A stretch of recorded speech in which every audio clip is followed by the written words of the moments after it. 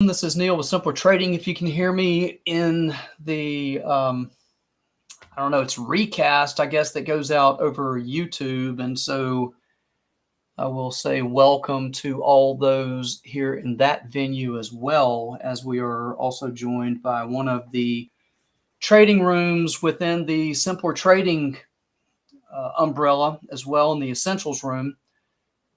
And if you can hear me, okay, my name is Neil. I'm one of the trading room moderators and/or traders with Simpler Trading, have been since day one, back when, goodness sakes, it was Simpler Options before even becoming Simpler Trading, wherein we incorporated a multitude of various asset classes and different trading styles. And so, as you know, Simpler Trading now, there's futures, stocks, options, currencies, etc., trading a multitude of different asset classes and styles with different traders to make up the mix. And so if you have interest in, if you're in the YouTube world out there listening and you have interest in trading any of the above that I've just mentioned, I'm sure you can find something of interest within our Simpler Trading family. You can find us at simplertrading.com.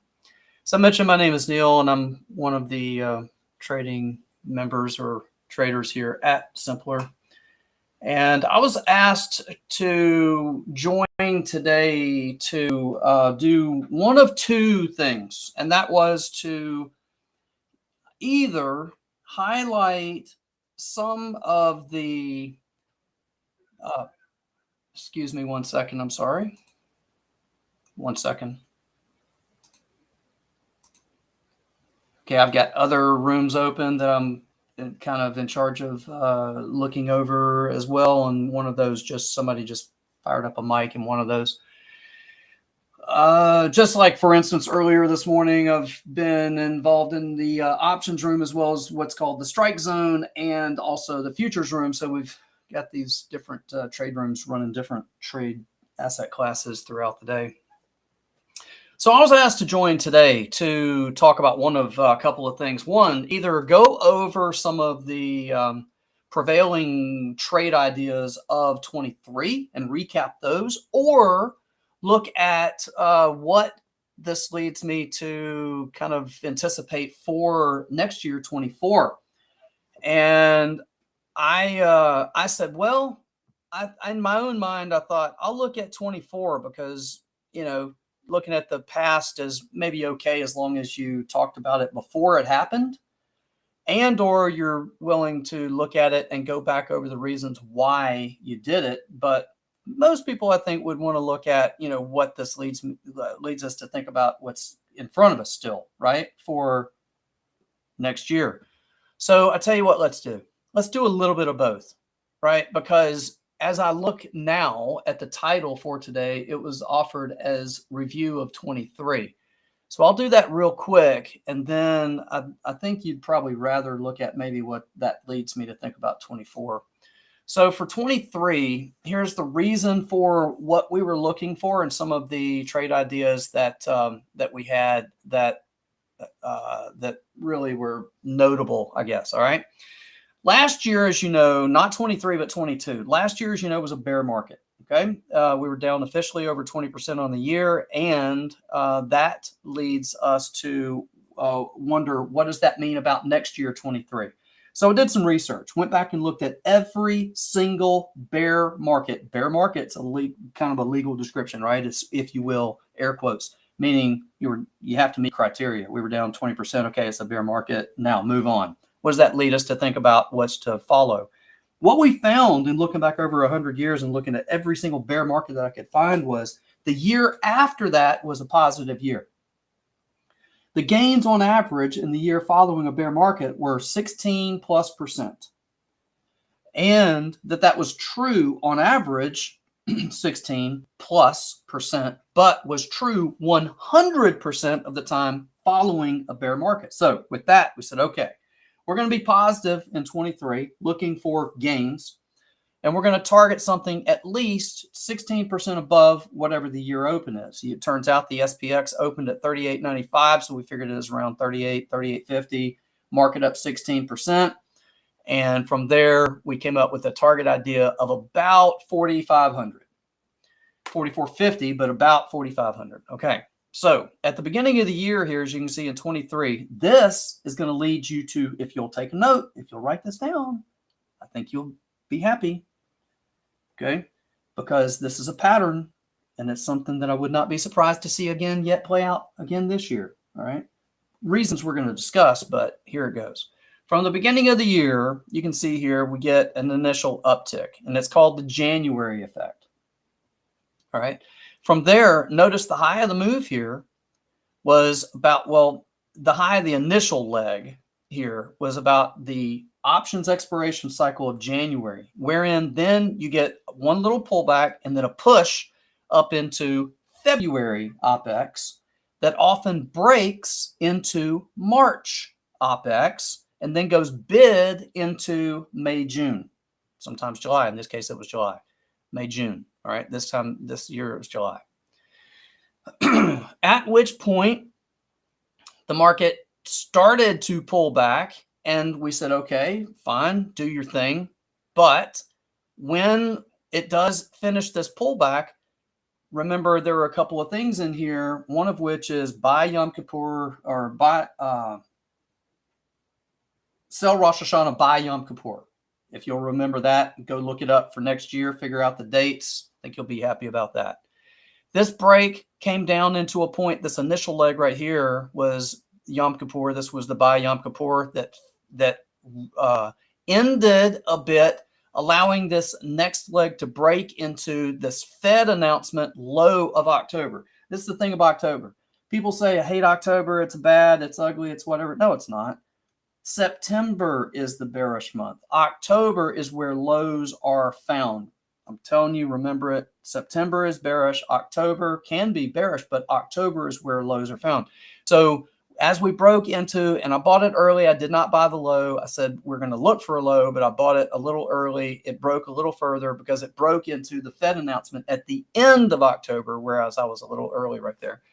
But it broke into the end of October. And from here, we were very much interested in being bullish, and you will be too next year, or in 24 at the end of October. You're going to be interested in being bullish into the end of the year. That part is termed like the holiday season. It's just a bullish time of year, I can tell you. From lows are found in October, and you want to be bullish from there into now. Our target was going to only be, admittedly, back to around these mid-year highs. You can see we've extended that, but the target was only going to be initially, but that's a good target from 4,100 coming all the way back into around 46. It's not my fault it went to 48. How am I to know, right?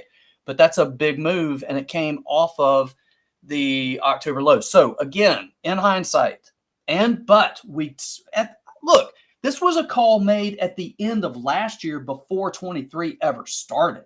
1, mark it up 16%. 2, mark them up into the February OPEX. Look for a break into March OPEX. Be bullish into middle of the year. Sell on Rosh Hashanah. Buy down here Yom Kippur, and look for and look for rally into the end of the year, where you get the holiday effect. You have fewer trading days because there are more holidays, so you have more jammed into smaller periods of time. It's just positive flows. Okay, so this was one of our bigger trade ideas. I think we really did this one quite well, actually. Anybody in the trading room, if you're in the futures room or the strike zone room, you know all of this to be true. This is stuff that we did already this year. I'm going to lead into what we anticipate for 24 based on this, but first I'm looking at what we did. Another thing, and this was done by a gentleman that some of us in the room subscribe to. It's at Hackett Financial Advisors. The gentleman's name is Sean Hackett, and he does research based on weather patterns around the world, one of which was looking for adverse growing conditions and weather in West Africa, where a lot of the world's cocoa supply is grown. And with that, to be long cocoa, and anybody that's been involved in Simpler knows that we were buying cocoa at the beginning of the year around $2,500 and $2,600, looking for $5,000 a ton targets. We have not yet reached those objectives. We are well underway. As you can see, this is up around $4,300 now, but that's not bad from 25 and 6. And we are still targeting yet above higher into about 5,000. One other was that, let's see here, gold. We bought gold on the idea that we were looking for new highs for the move. Now, we haven't seen that yet. You can see GLD. I mean, we're buying gold when it was down around $1,600, $1,700, looking for it to trade up into around 22. It hasn't done that yet. We're still looking for those objectives. You can see I'm working to try to get out of about 16 some odd of them here, but I bought a bunch. You got to hunch by a bunch. And then we're looking for this GLD to exceed this 193 and a third level up here, which is not yet done, meaning that, in my opinion, we still have another leg in this and higher yet to go. That's a review of a couple of the things that we did already do in 23. Yes, got it. And reasoning behind it. But now I think you're probably more interested in, well, what does that lead us to anticipate and or think about next year, right? So here it goes. Next year in 24, I'm looking, and I'll pull up SPX here. No, I'll pull up ES or SPY. SPY is fine. It's all the same, right? It all just basically means large cap. So here is a weekly chart of the SPY, okay? We would look for continuation of this by Yom Kippur, which happened to be end of October, which happened to be on the Fed announcement when they did their pause pivot deal, and up into end of year, which is still underway. We're not there yet. Whatever it's reaching for, it's not done yet. It would be my continued opinion that we get additional follow through to the upside throughout the end of the year, and check this out, into January. Why into January? Because the global market is a 100 and plus. It's actually about 106, but $100 trillion market cap globally, which is about 45 or 46 of that is US. Okay. If approximately half of the world market cap is US and we're experiencing about 20% gains on the year, then that means approximately 20% gains on approximately $50 trillion. Now, how much of that typically historically gets reinvested at the beginning of the year? In other words, folks are told just tell their money managers to roll it in and reinvest it. Historically, 10 to 15, I just use the number, you can use 10 or 15, whatever. 10's easy to do the math, right? So the question is 20% on $100 trillion worldwide market cap. If 20% gains, obviously that's going to be right, and 10% of that is reinvested, then how much of that comes in reinvestment at the beginning of the year over and above normal early first of month normal positive flows? Answer, stateside, a little over $1 trillion. It's actually about 1.25. So if that's the case, then we're looking for reinvestment of this year's reinvestment of some of this year's gains reinvested early part of the year, which would have us to anticipate that the first part of this year is going to be, the first couple of weeks of this year is going to be quite positive. So with that, I would tell you that we're not even through the end yet of this uptick based on all of this that I'm sharing. I'm not giving you my opinion. I'm telling you why I'm telling you that why this is what I'm saying. We are not even done with the positive flows of the normal holiday traffic. That is the quote, if you will, Santa Claus period. That is the Santa Claus rally. That is the latter tail part, final 3 or 4 days of this year, plus the first couple of 2 or 3 days of next year. And that's some of that reinvest that I'm talking about. We're not even done with that yet. So if this is the case, I would look for throughout the end of this year to be somewhat positive, sideways to lower left to upper right, 3 up and 2 back, or 2 up and 1 back, but yet positive overall. into the end of the year throughout the first couple of weeks of the new year. But remember the chart that we looked at a minute ago that has the historical uptick into the January OPEX, which is January the 19th, okay? And then a kicker up into the February OPEX where a significant break happens, and it breaks all the way down into March OPEX. So with that, I can say furthermore, over and above even the reasoning that we're looking for here with the gains on this positive year, for these gains to last into about mid-January, I would say the Wednesday of the January OPEX. That's called the VIX expiration, or the VIX expires on the Wednesday in front of the January Friday, third Friday OPEX, right? So a lot of times you'll get this uptick into that Wednesday, which is the 17th of January. I would anticipate a break of some sort. I don't know how, but some sort. That break can be, but it'll be a break. That break can be bought up into the February OPEX where you really want to get ready for a nice healthy pullback that breaks into, and if you want an idea of when that break will be bought, it would be my anticipation that it'll be around the March options expiration / March FOMC meeting, where the Fed funds futures project that the Fed will start cutting rates next year in March. That's where the Fed funds futures is currently positioned for the Fed to start cutting rates next year. I don't know if they will or not. I'm telling you, that's what Money at Work says. Not my opinion, real money at work in the form of Fed funds futures says that they're anticipating that rate cut cycle to start about March of next year. You can find that information, by the way, at cmegroup.com and just look at the Fed funds tracking tool that they provide, and you'll be able to look at the dot plot, they call it, or the schedule of the percent probability of target rate based on the different FOMC meetings, and it's at March next year, right? So additionally, next year, moreover, but not as strong as this year, I would look for moreover for next year to be positive based on the fact that, as you can see here, it's an election year, and 24 is an election year.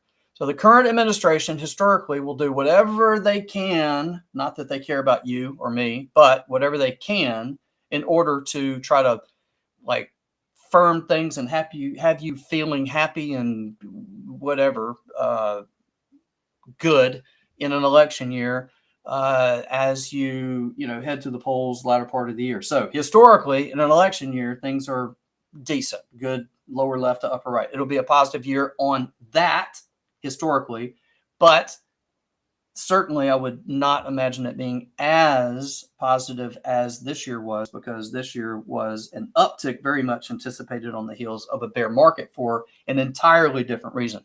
Lower left to upper right, not as strong as this year. It'd be hard to be as strong as this year. The Qs are up 53%, the SPY's up 1%, and the diamonds are up like 12, 13%. It's hard to imagine, repeating or kind of creating that, right? It's pretty impressive. So additional things that are going to play into this coming year, in my opinion, is going to be this continued inflation narrative, which has us currently on higher interest rates. But remember, I've got here March 24 cuts. If I could spell it right, C-U-T, cuts.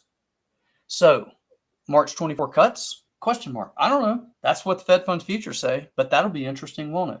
Because that will have a weakening dollar and lower rates, which will be, at least if nothing else, very much anticipated of being supportive of those things that are US dollar denominated, i.e. some commodities, right? So that goes now back to the gold and other things too. It'll be gold, it'll be crude, it'll be a number of things, commodities, some for different reasons. But I'll show you a couple that I certainly very much anticipate focusing on, okay? Those will include like even hogs, lean hogs. That's on a different narrative, but the weaker dollar will be supportive of that.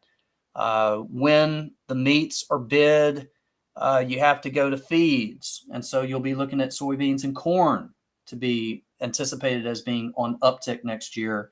But this will start likely as the dollar turns, and that will be in March on the Fed funds, ticking down on the rates when the Fed meets in March. So you'll want to be ready for that, right?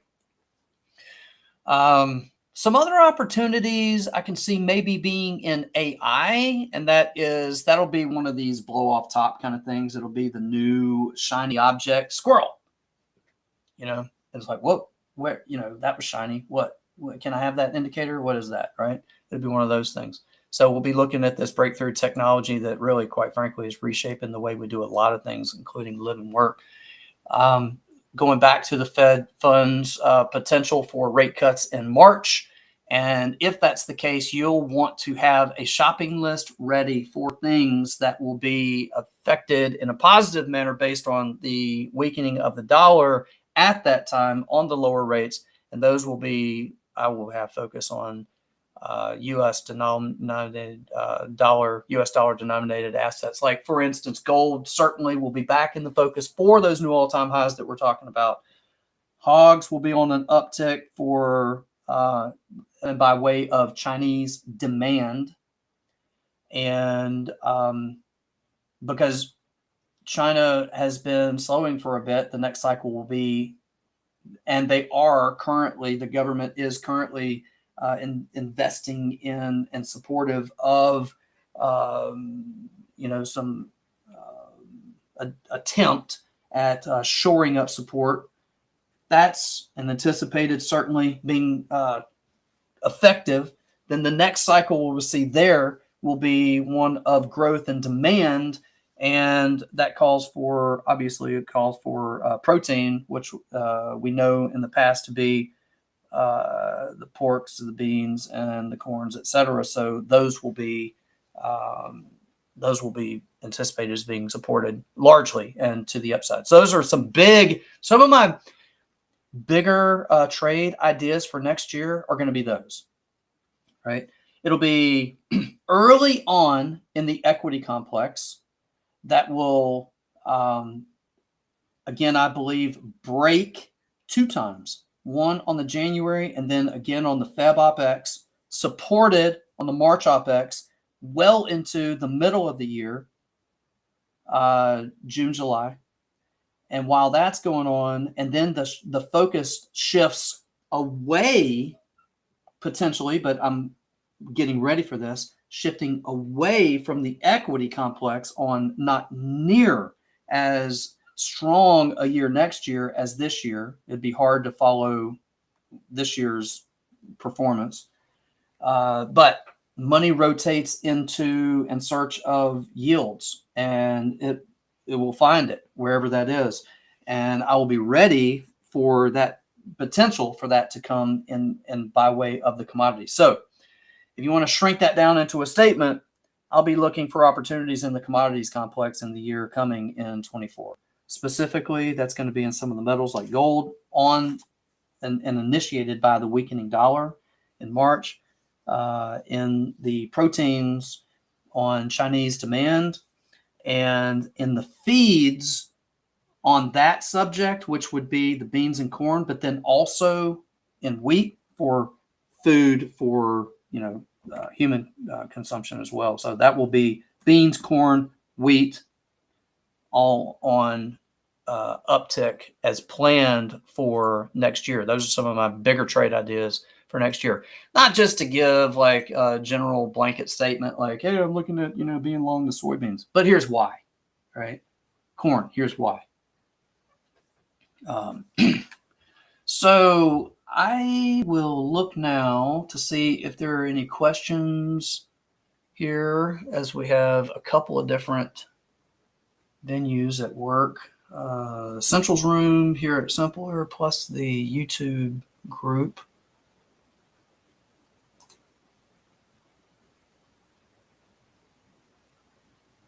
Okay, looks like we're good there.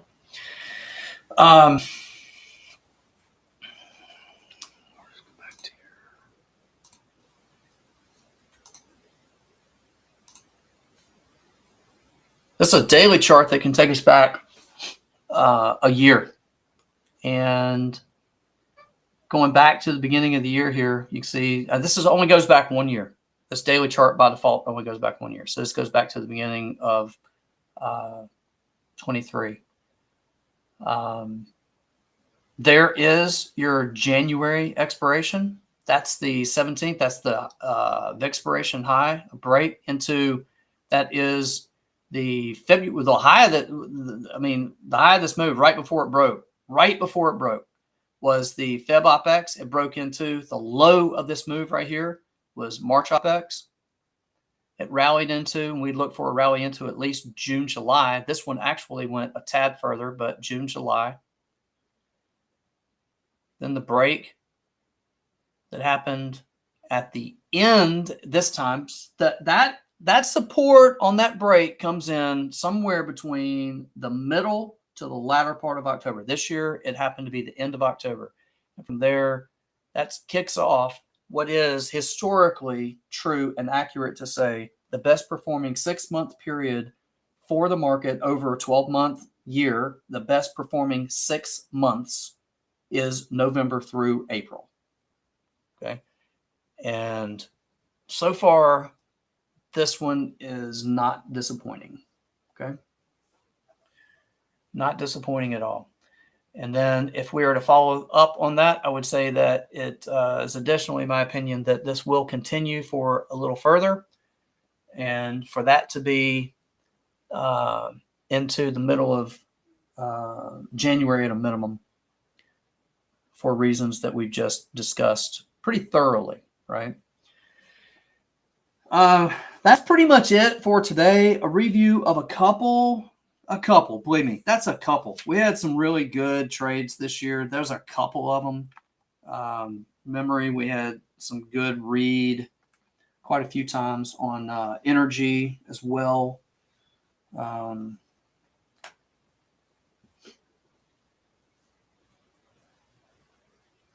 Yeah, there was a few things this year that were quite memorable, but mostly I know what you're interested in, and that, in my opinion, would be what does that mean for next year as opportunity? Not to rehash what's already happened, but what does that mean for what lies ahead? So hopefully this has been interesting and helpful, and you gotten some ideas from this. If now that we're near the end of our time, I'll wish everybody a good rest of your day and week. This is the last full week of the year, as next Monday is the 25th of December, Christmas, and I have a pretty good idea that the market will likely be closed on that day. So this is your last full trading week of the year. And hopefully it'll be good to you, good trading.